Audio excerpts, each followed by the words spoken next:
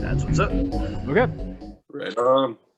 Well, we got another episode of our vendor spotlights for the upcoming Houston Horror Film Festival pop-up market on January 16th. And joining us today is one of the guys from the first pop-up market last year, Eric Bendel with Horrorholics. We met these guys. Me and Billy were walking around. They had a table full of VHS, and I have a VHS problem. So we got excited, started talking to them, liked their Facebook page, and it's a pretty good group they have there. It's fun, man. It's all welcoming. If you love horror, you want to check out the Horrorholics. So, Eric, welcome to the Scary Dad Show, and let us know what's Horrorholics about. Oh, I mean, thanks for having me, Scott, and Billy. It was right. Mm-hmm. Okay, first and foremost, thank you guys for having me on. But yeah, we'll say I met you guys at that Houston Horror Con. It was the pop-up. It was great. Can't wait to go to the second one. But yeah, the Horrorholics. We started off as a YouTube, and it's me and 7 other buddies, if you include Grog. He's like our what you want to call it, a producer or editor or whatever. And it started off just us doing YouTube, reviewing movies, chugging beers, acting goofy. But then we started a Facebook page in which people could do their own little things, their own little videos on there. Hey, what are you drinking tonight? What are you watching tonight? And then you get some silly videos of people either smoking weed or drinking a beer on there and showing us what movie they're watching. I don't care, whatever you do. I don't care if you don't do either one of those. Go hop on our Facebook page, have you a Dr. Pepper if you don't drink booze, and then tell us what horror movie you're watching for the night. It's very welcoming, and I'll say that we don't care what type of genre you like. If you like new horror movies, that's fine. We're not going to bash on you if we're an elitist, like old person or something like that. But other than that, it's a very fun group. But the Facebook, a lot of people just think we're a Facebook. We have that Facebook to promote our YouTube. So we're trying to get out there more and build up that YouTube. So if you're doing basically a movie page / promotion, like about how many times a week, like what's your content output? Like how many movies are you watching in a week? What's y'all's kind of party schedule? Oh man. So we just recently, the last episode we did, the Tales from the Crypt episode. So I just went ahead and binge watched all 7 seasons. Oh, shit. Whoa. Because in order to do the show, we had to do our top 10 favorite Tales from the Crypt episodes. You know how hard that is? You know how many good Tales from the Crypt episodes there are? Shit, man. So that was just fucking intense. So I wanted to make sure and go back through, write down the ones that I loved, and it ended up being like 23 or something like that. And I had to fucking decipher through the 10 that I really loved the most. It was very difficult. It's a lot more difficult than you'd think it'd be. Man, I agree. I think, well, and not just with Tales from the Crypt especially, but like a lot of those, Tales from the Dark Side and Dark Side is great. Those sorts of things where it's like, and we did a couple episodes, we did episodes on like anthology movies like Creepshow and stuff, and how you'll have entire movies just stick in your head for your whole life because of one clip, because of one, like for me, Creepshow 2, The Raft made the movie. And for me, The Raft elevates Creepshow 2 over Creepshow 1, which I know a lot of people think is sacrilege, but I was just at a point in my life where when you say Creepshow, I see that blob, boom, done. Yeah. And so it's really hard whenever you're like, okay, what's your favorite clip in a seven season series? That's rough. That's awesome.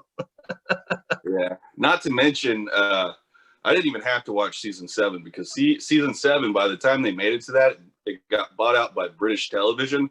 So not one good episode on there.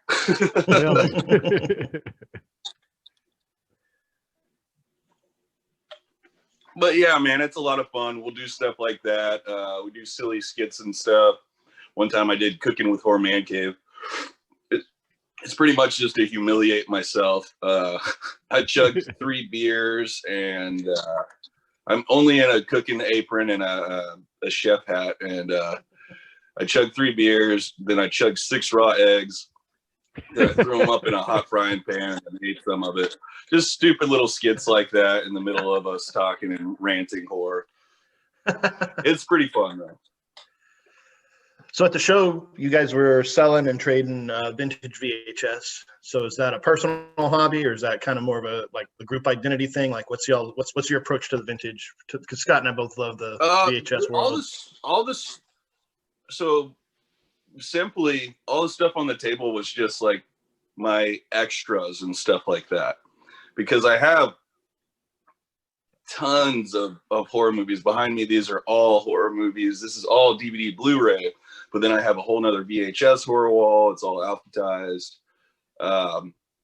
Basically, I just got a problem and I buy fucking everything. And I wanted to make a table.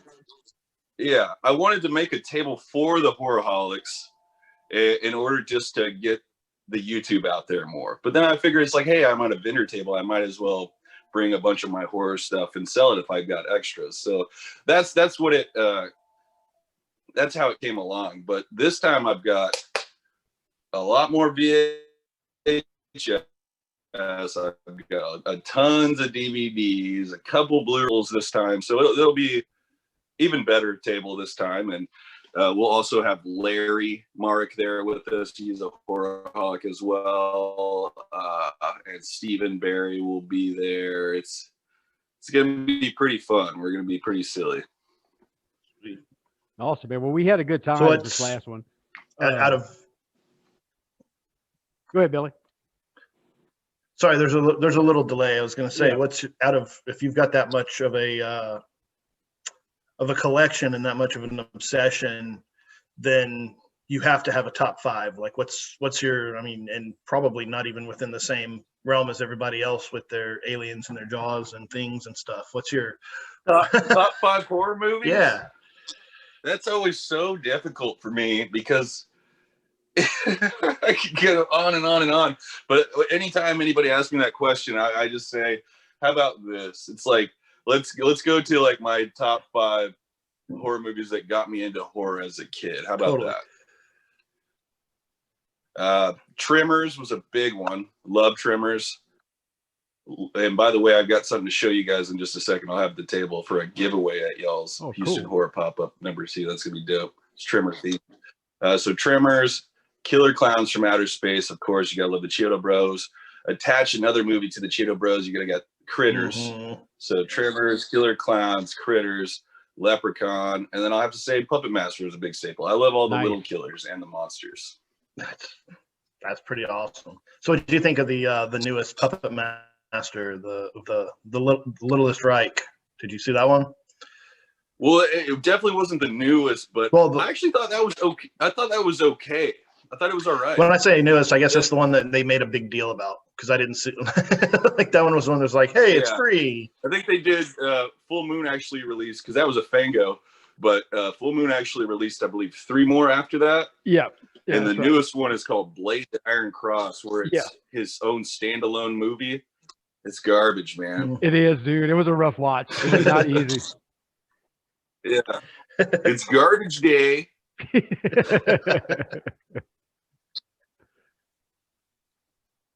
Yeah, man. I can't wait to come back to the pop-up, dude. We had a blast last time. We might have had a couple too many beers, but I think we were pretty good during the show. But after the show, I had to go to sleep. I was a little too intoxicated. Dude, plus it's just such a fun show, man. Not only is it me and my buds there at my table, across from us, we kept hollering across the way at Tom, hey, fuck you, Tom, your mask sucks. UWM production sucks. But then we bought all his masks, you know. We love the shit out of Tom Martino. He's a great dude. Oh yeah. What is fucking right here? Oh yeah. Killer Tomato. That's so cool. I love those. So he's there. We love that guy, and we're always buying his stuff. I think he's making us a couple bastard masks. Me and Steven, he's bringing them there. Those are the whatchamacallit, the bad taste dude, the alien. Yeah. But so we're excited to pick those up when we go there. Maybe I'll make a little money and then buy it from him that way. But then right next to him, you got T-shirt Joe, and I'm wearing one of his T-shirts right now. $10 horror T-shirts all day long. It's like, come on, give me like 5 of them. You know, you can't beat fast custom shirts, man. Yeah, he's a cool dude, man. So me, him, and it's usually my crew and him and Tom, and we just get together and drink and act silly, but it's fun. That's the best way to enjoy horror, really. If you're watching it sober as some kind of a academic, it's really not as fun as just being drunk with your friends and being like, "Whoa, rewind that." Yeah, see that again. Especially especially in your teenage years or something. You know, you smoke a doob or something, drink a beer, watch a movie. You're like, "Wow, that was pretty fucked up, but I liked it." If I want to ask you guys something. So, like, what? I know we're just kind of slogging off, going to random stuff here, but if you had to say, like, what was the most fucked up horror movie you've ever watched, what would it have been? Both of you guys.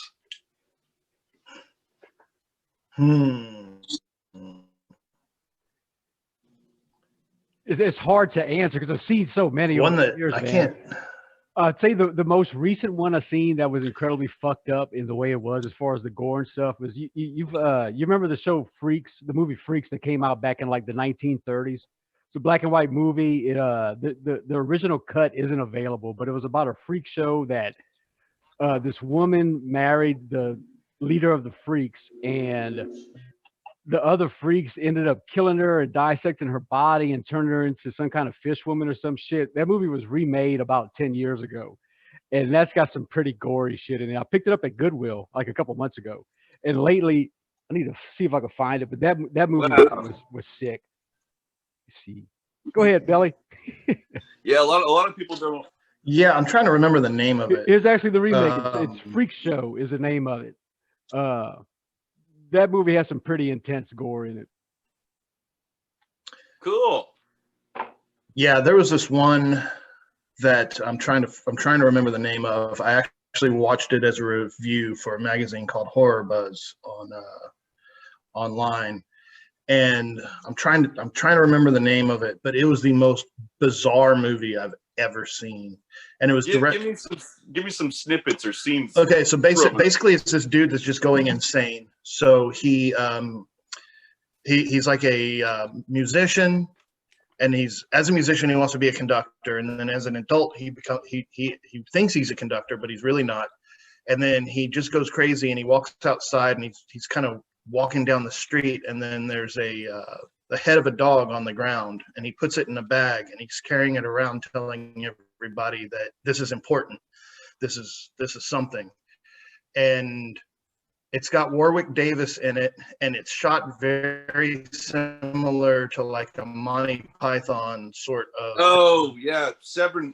Yeah, Severin. Said it's called Saint Bernard. That was it. Bernard was the main dude. That was the weirdest movie. After it was over, I felt dizzy because of the cinematography was just so. But I couldn't look away. Like it was just this weird train wreck. But I'm sitting there like trying to take notes to do a review on it. And I mean, the guy who directed it was a video editor, and he wanted to direct videos for like Nine Inch Nails and like do kind of very visceral Hellraiser type stuff.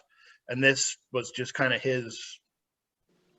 Yeah, it did kind of seem like something you'd see in like a Tool music video or Nine Inch Nails or I can see that. I mean, I've seen some weird violent stuff, but this was the one that I was just like, that is the most messed up movie I think I've ever seen. Yeah, kind of torqued you, just not even with violence. It just torqued you in a weird way. Yeah.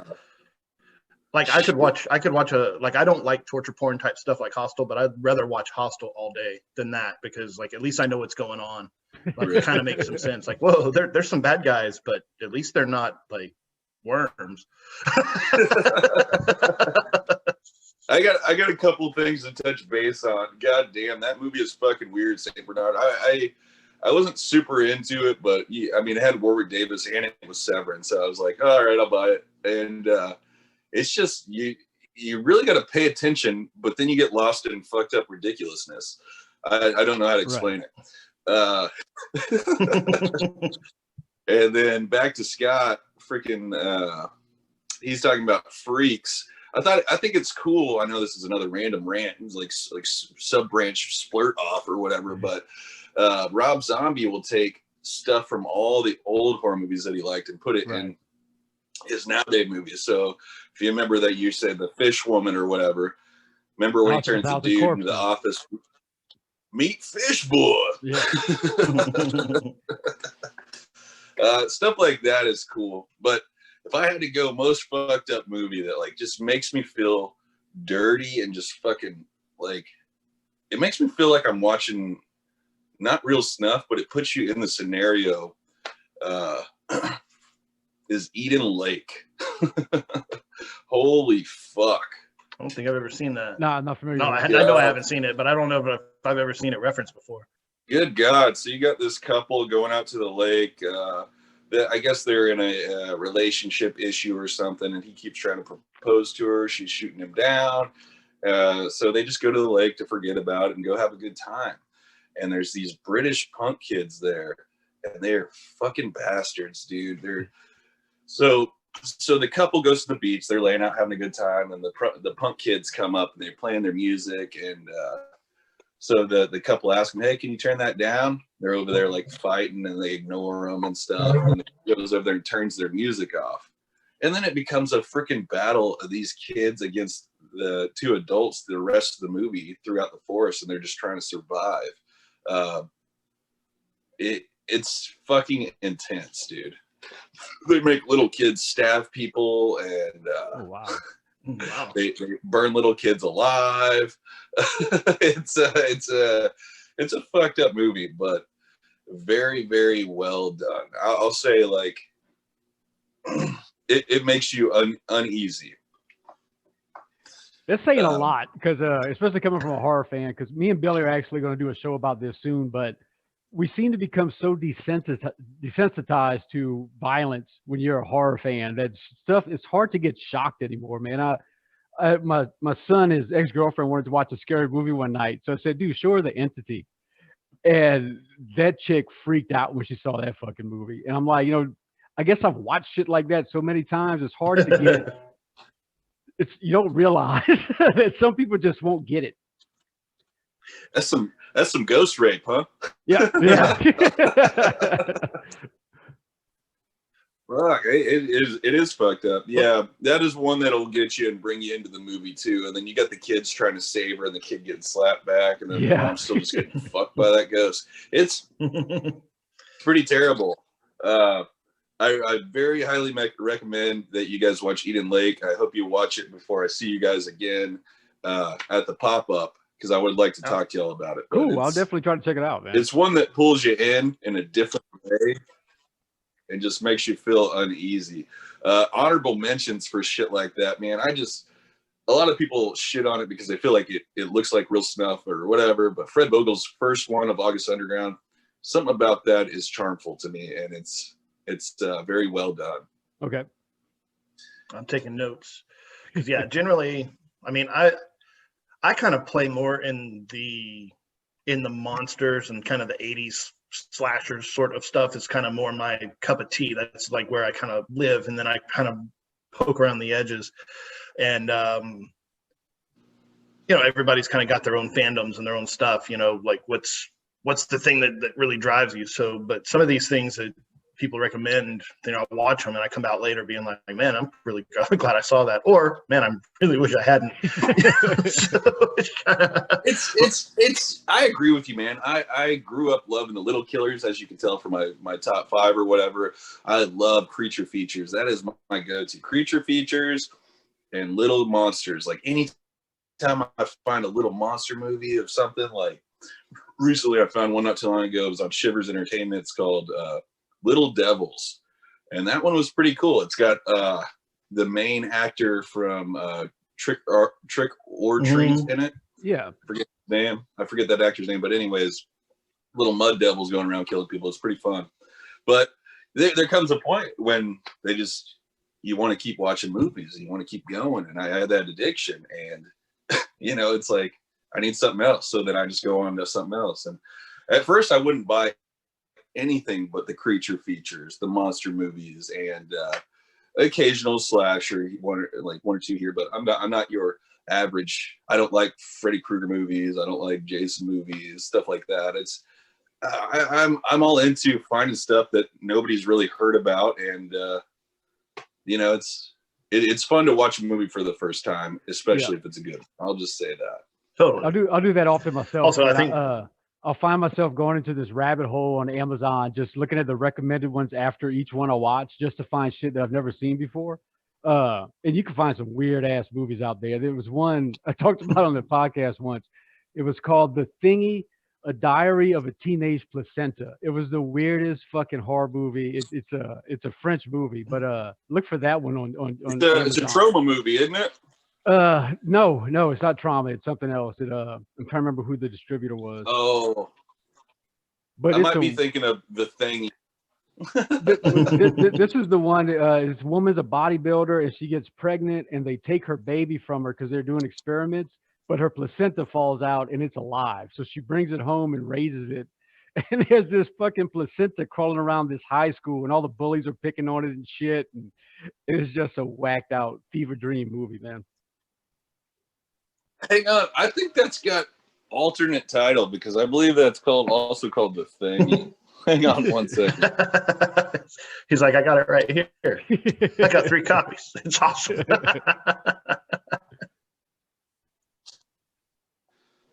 The walls are crazy. I'm sorry. Hang on.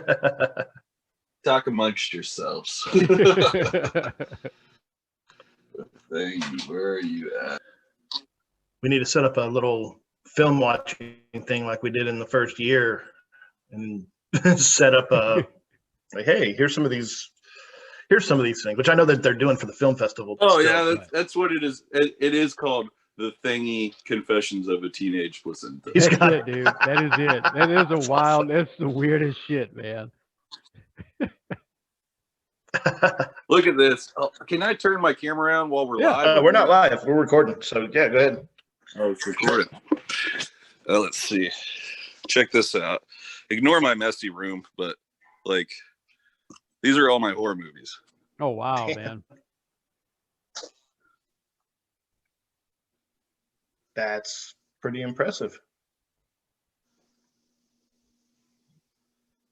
I mean, there just comes a point, when, like I said, there's no more creature features or little monster movies. It's like you got to go on to the next thing. Right.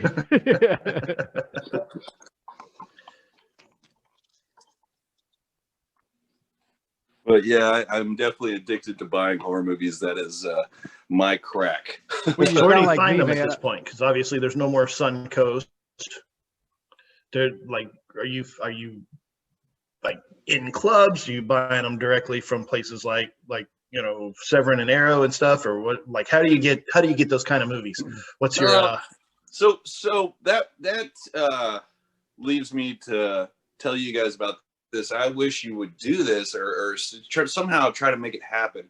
I used to love to go to TFW, Texas Frightmare Weekend, because you could go buy a stack of movies from the Vinegar Syndrome table, from the Severin table, from the Arrow table, and they cut you a deal, dude. They make the movies like $15 a pop, if you bought like 20 of each, I wish you guys had those companies at your pop-up. Maybe next year we can get them to come or something, but usually I'll make deals with those companies at like Texas Frightmare or something like that, and usually end up dropping like $2,000 a year in movies at TFW. But fuck it, it's like my favorite time of the year to go to a horror convention and have fun, drink some beers with friends, and let loose. But other than that, you got to go to thrift stores for your VHS, of course, and a lot of that's dying out around here, and it's sad.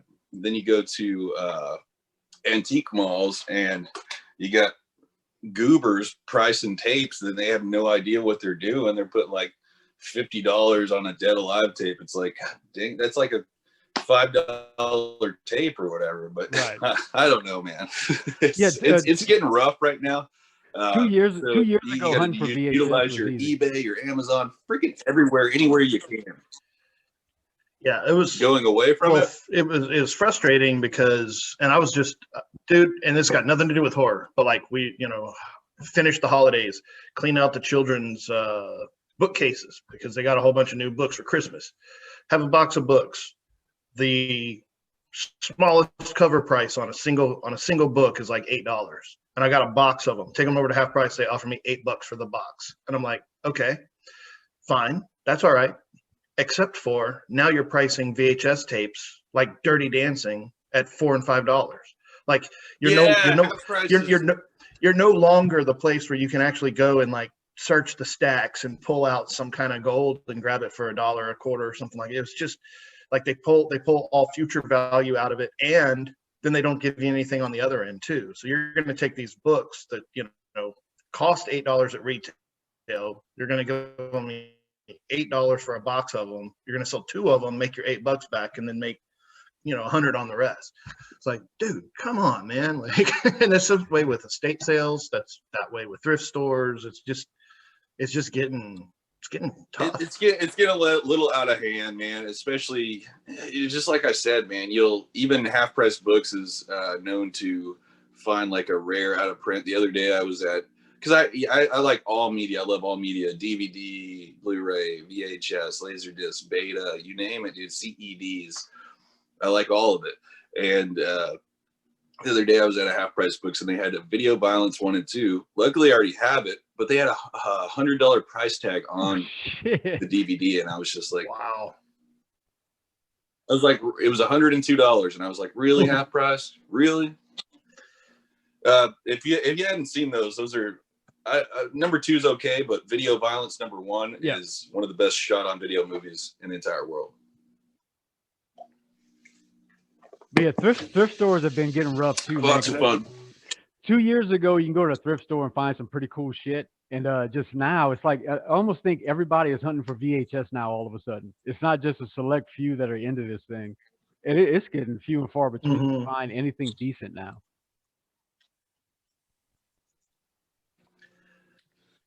Yeah, I haven't found. I used to be able to, hit a Goodwill just on any random day and come out with a handful of horror movies on VHS. Maybe they're mainstream, maybe they weren't as in awesome condition, but 50 cents, 79 cents, whatever.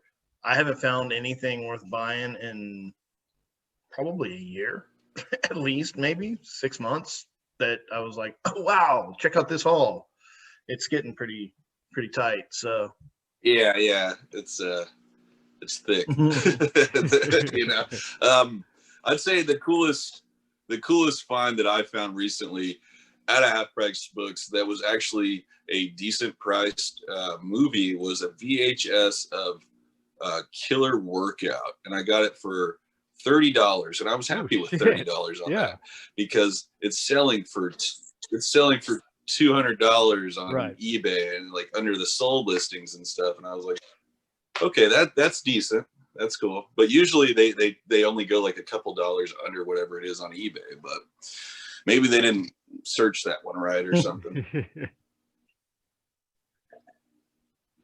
Never know. Yeah, they just scan stuff in. I think they have automatic eBay listings. It's like they get in a box, they just hit the barcode and it's TTT. Like, here's what it's worth. Here's what you can pay for it. And what's sad is now even the workers that work there, and I know because a friend of mine did this for a period of like 2 years, they give the workers dibs on all the VHS that come in and stuff. So they just get to buy them for like 50 cents on every VHS that comes in. And then I go to a swap and I see them selling them for $50 a tape and stuff. It's just like, okay, all right, fuck you. Hey, hang tight real quick, guys. I'm going to grab that. I wanted to show you guys the giveaway that was Yeah, go check it out. Yeah. Yeah. That's a pretty awesome room. Oh, yeah, it is. I may hit up that Goodwill outlet store before I go see you tomorrow. Good luck, man. Yeah, I haven't found anything good in a while. But and I was remember, like, I was sending you pictures like every other day, like, check out this, check out that, like this whole big old stack of stuff. And oh shit! Wow, it's a nice little graboid, man. Who made that one? So our buddy, he does like a phenomenal 3D printing. His name is Tony's Dark Nightmares. Tony Betancourt. If you would definitely put his link in this as well. Okay. He'll be selling these. I painted this one to my best abilities here, but came out sick, man. Yeah, look at the little drool. This is the one I will be giving away at y'all's Houston Horror Pop-Up. You guys can enter for this too. All you have to do is come up, show us that you're subscribed to our YouTube, and then we'll put you on a little piece of paper, and at the end of the show, we'll draw, see who wins it. Man, that's awesome, bro. Glad you're doing that, man. People are going to appreciate that one. That is badass.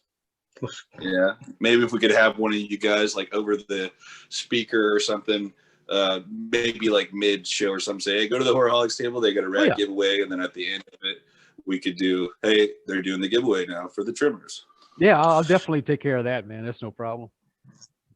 But yeah, dude, I put some love into this guy. Who doesn't love a fucking graboid, man? Yeah. Looks like a chocolate milk turd. What other stuff do you collect, man? Do you collect action figures, toys? What other horror stuff do you collect? A little bit of everything. So the walls I just showed you in here, this is my bedroom. So I'm about to have to build another shelf, and I can almost fill that with movies. And so I try to stay to movies, but then I also like going around my house and stuff. My entire house is a horror movie museum. I've got posters from the 50s, 60s, 70s. As soon as you walk into my house, I've got a black piano covered in cobwebs with the skeleton playing it. Nice. Just the entire house. You walk in my kitchen, there's horror props on top of all the cabinets. It's fun. We play records, listen to music, drink beers, and just hang out in the horror house. That's awesome, dude. Now you live in the Dallas area, right? Consider DFW. It's Rome. Okay. Not too far from the Texas Motor Speedway. Okay. All right. I was telling Billy yesterday, my son's 21, and he never really got into a party phase. He finished high school. He had a girlfriend in high school, which I tried to talk him out of. And then he immediately started college and took that seriously. And this past weekend, it was really his first time ever going. For New Year's Eve. He went up to Denton at a party with some girls that go to school out there, and the boy is addicted now. He's ready to head up back this way this weekend, man. Yeah. He wants to party again, huh? Yeah. Now you're up around Denton, right? Denton is a little. Denton. Yeah, Denton's a pretty cool little joint. I was actually there the other day, and I picked up a couple of tapes. So does he live there, or what's? Oh no, he lives here with me in Houston, but he's been going up there to party with some friends of his. Okay, you should tell him to stop by. There in Denton, there's a place called Denton Square, and there's a Denton mini mall. They got a bunch of cool horror VHS in that. Oh, cool, man! Antique mini mall. You should tell him to go in there and take pictures for you. Just might do that, bro. Some VHS. But yeah, we collect fucking comic books, toys. I got into model kits a while back. There's a couple of these model kits. I'm working on some more. Yeah, I see cool horror shit and I want to get it. I don't really like pops too much, but I posted on the Horrorholics page actually. I picked up a shitload of horror pops at Goodwill a couple weeks ago. If I see something that's cool, I usually just want to grab it. Yeah, I saw that. I didn't realize that was you because I'm thumbing through it. It's flooded sometimes, but I saw the pops in there in Goodwill. I was like, what the fuck, Goodwill? How much were they? The small ones were $7 a piece, and that big Pennywise was $15. I got a pretty good deal on them all. Not bad. Not bad. Well, hell yeah. Are you guys excited for the Houston Horror Pop-Up Part 2 or what? Oh, hell yeah. Absolutely, Dude, ready for it to get here. We're, I mean, that first one was just, I mean, everybody was so happy to just be out in the world again. And, Yeah. you know, How dope is that? And, you know, it's like we mentioned on the other vendor spotlights and stuff that, you know, it's like everybody was nervous. You know, you don't want to be the one like, oh, okay, well, they had an event and then everybody got sick. You know, you want to like, okay, like be cautious. You know, it's like everybody wear their mask. Everybody is courteous. You know, even if you've got opinions, you just want to have a convention so everybody is nice. And the expectation, I think, going in was like, oh, you know, there's probably going to be a jerk or two, but there wasn't. Everybody was cool, like all the way, you know, like people waited in line, they were courteous, you know, and we had an absolute blast. I mean, we made a lot more new friends. We were excited that all the vendors seemed to be selling a lot. like a lot of like some vendors actually sold out completely. Like that's unheard of at a con, you know. So it's honestly, it's insane because like I just brought VHS and a couple collectibles, like not even thinking I was going to sell anything. That was just the stuff to have on my table as filler and still talk to people about the Horrorholics and stuff. But somehow I made like a little over $300 just VHS hanging out. That's awesome. Hanging out. It's a great environment. Everybody's nice. I only had one weird, awkward environment and experience. A guy walked up and he goes, "Who the fuck even has a VHS anymore?" And I said, first of all, it's called a VCR. Second, you can just go to the next table, dude. So I got 3. Yeah, and the guest. It's a weird thing. Go ahead, Billy. I was gonna say it's a weird thing that people don't understand. Like my best friend doesn't. He's like, dude, I don't get the whole VHS thing. And I was like, I'll tell you what the deal with VHS is. In one quick little blip, he was like, what? I was like, watch Friday the 13th Part 6 on DVD. It looks like a guy in a rubber suit walking through a sound stage with rubber plants. Watch it on VHS. It looks like a guy in a mask walking through a summer camp, because it was not filmed to be in high def. He's like, oh, so the clearing up the picture is a bad thing? He's like, that doesn't make any sense at all. And he just like ends the conversation. I was like, yes, clearing up the picture in certain situations is a bad thing when it was never meant to be clear. Like it was a cheaply made movie that was designed to like, hey, how can we like soften the lens? They used to put Vaseline on the lens to make things look not as fake. Yeah, you know? Yeah. So yeah, like that's old VHS actually has that kind of warm feel to it that new DVD doesn't have. Right. And that's not to say the technology for movies that are shot digital and made digital, like that's fine. But movies that were shot on cheap film, you can't clean up Texas Chainsaw Massacre and make it better. Like it's supposed to be dirty. Like I love the grittiness of Toby Hooper. You know, it's like, give me more of it. But yeah, I could get behind you on that. I could definitely get behind you on that. But for me, it's just straight up nostalgia factors and getting those cool ones that still haven't made it to DVD or Blu-ray. It sucks because it's a pricey journey. You know, it's a hard battle to get those ones like that. And then usually as soon as you get them, they're like, oh, Pino Lorber just Blu-ray released that. You know? And then your value of your VHS goes like dwindling down to a feeble amount, but whatever. You know, you're gonna have fun with it.